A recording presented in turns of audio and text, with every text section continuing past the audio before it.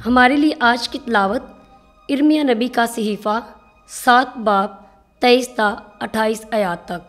मगर मैंने इस बात का उन्हें हुक्म देकर कहा कि तुम मेरी आवाज़ सुनो, तो मैं तुम्हारा खुदा हूँगा और तुम मेरी उम्मत होगे, और तुम सारी राह में चलो जिसका मैंने हुक्म दिया, ताकि तुम्हारा भला हो।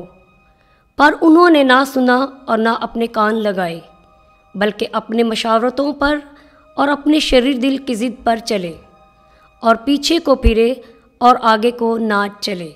जिस दिन से तुम्हारे बाप दादा मुल्के मिस्र से निकले आज के दिन तक मैं तुम्हारे पास अपने बंदों यानी अंबिया को भेजता रहा, यानी हमेशा बर वक्त भेजता रहा।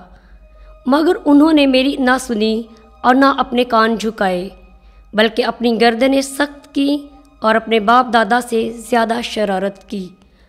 और तू उनसे ये तमाम बातें कहेगा, पर वो तेरी ना सुनेंगे, और तू उन्हें बुलाएगा मगर वो तुझे जवाब ना देंगे। बस तू उनसे ये कह कि ये वो कौम है जो खुदावंद अपने खुदा की आवाज़ न सुनती है और तदीब कबूल नहीं करती।